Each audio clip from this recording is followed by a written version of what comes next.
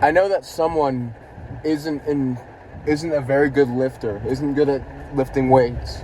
The same way I know that someone isn't really in control of their desires and emotions. A good lifter focuses on simple lifting principles and lifts the weight.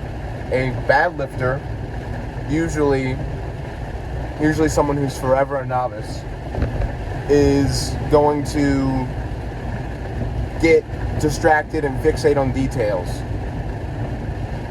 having an inability to zoom out, and then they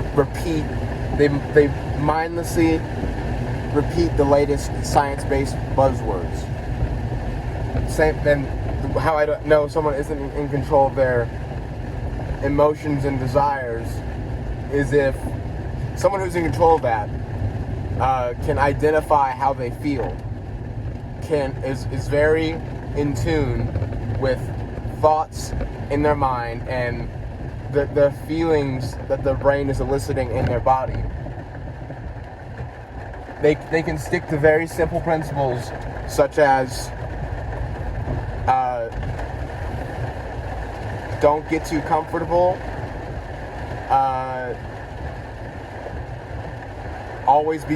it's like they're always doing something, being productive, working towards something with meaning. These are very simple things that if you stay focused on, you're not gonna do too bad. And being recognizing when you're feeling emotions and just like, I pray the Jesus prayer, but just, being able to perceive what's going on in your mind. Someone who isn't good at that usually will outsource. They will outsource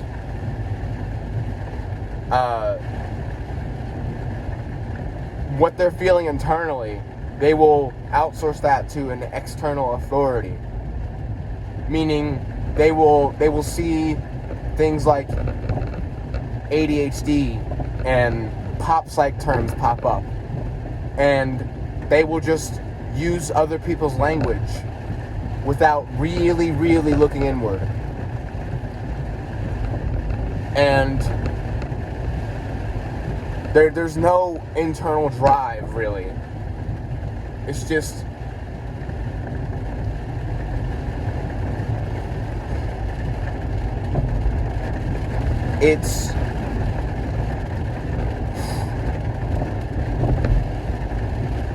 someone, my attention's trying to flee.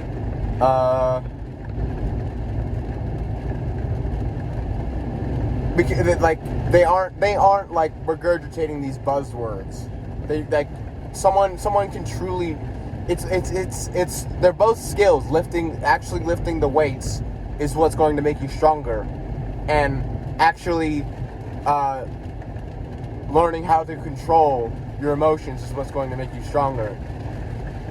People who obsess over things like the stretch and like do 40,000 isolation exercises, they're not going to get stronger because their attention is scattered among these things. And a lot of the times your mind is just too weak and it'll just forget what you've done. There's no way to progress that way.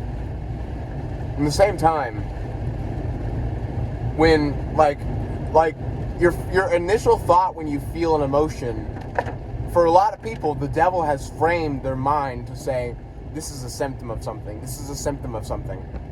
I need someone who doesn't believe in God to tell me what this is. Because that's the reality for most people. I'm not saying there aren't things that would require medical intervention, but that's the reality for most. Is that, like, in the same way you can't with science-based lifting, you can't like find the physiochemical explanation that's going to get you the best results. In the same way, you can't find the physiochemical explanation that's going to give you, is going to magically make it click, and you figure out how to fix yourself.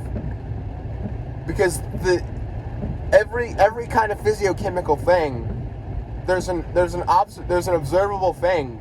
If you are just perceptive, you can kind of notice what they're talking about.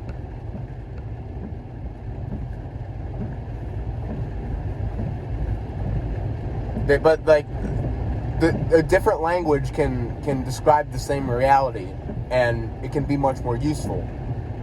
Every time someone uses the word dopamine, it's the most useless thing ever. What are you talking about? Like, you're talking about your dysfunctional behavior, and you're using this scientific sounding word, and it's somewhere near that concept of I can't control my attention, but it's not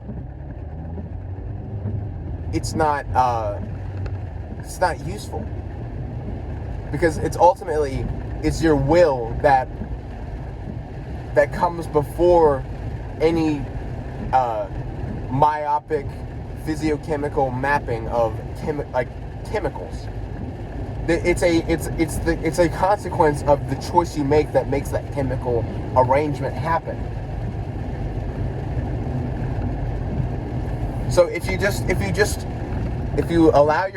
don't drown out your inner monologue, you can just find out what works a lot better than, because there's just common habits that everyone just needs to cut out. Obviously, if you're on social media for more than 2 hours a day, you're destroying yourself. There's so many things like this. If you just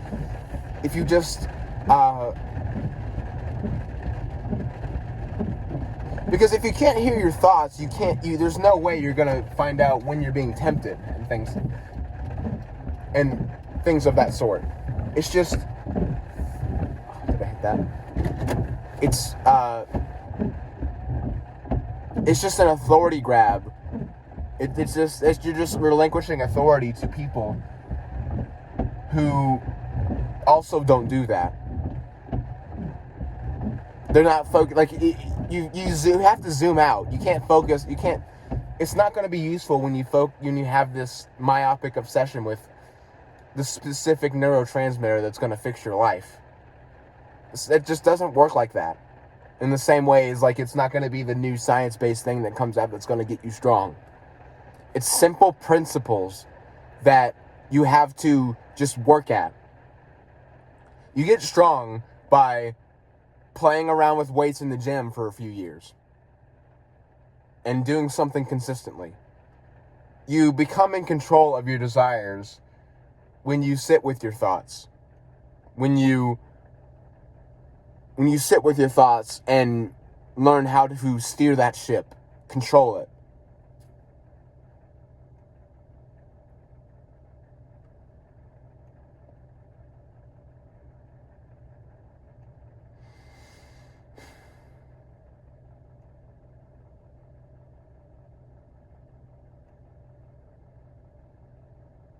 The devil lies beyond your wit's end, and this kind of myopic obsession is easy to fall for intelligent people, because it's using novel language.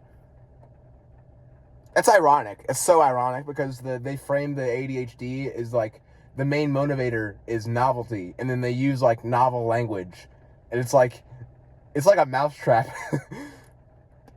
But that works on intelligent people who have opened their mind enough to be open to using new language. But they aren't smart enough to actually dig and see what the people are trying to say.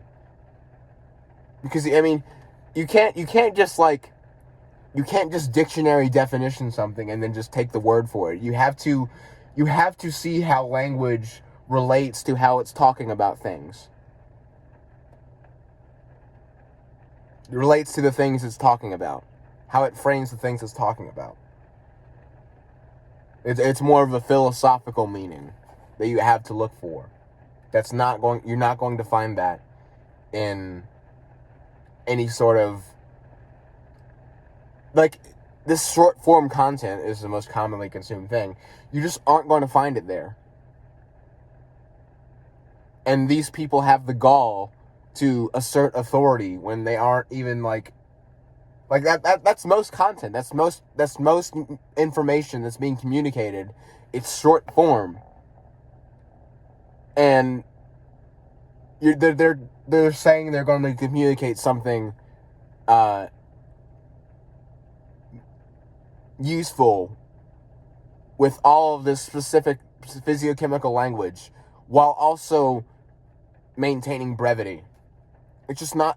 It's fictional. You can't do that. You can't do that with like any, because you're if you're going to communicate something like that, the audience that you're communicating to, you presume some understanding of the principles you're talking about. But with social media, it's all novel. It's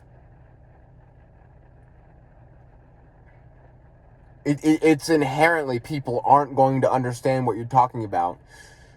And they're all going to think they know what you're talking about. This is the funny thing.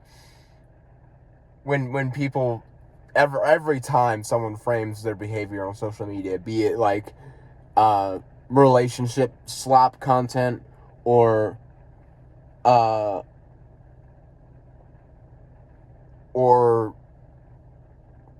pop psych content, it's just popular psychology. What a world we live in, huh?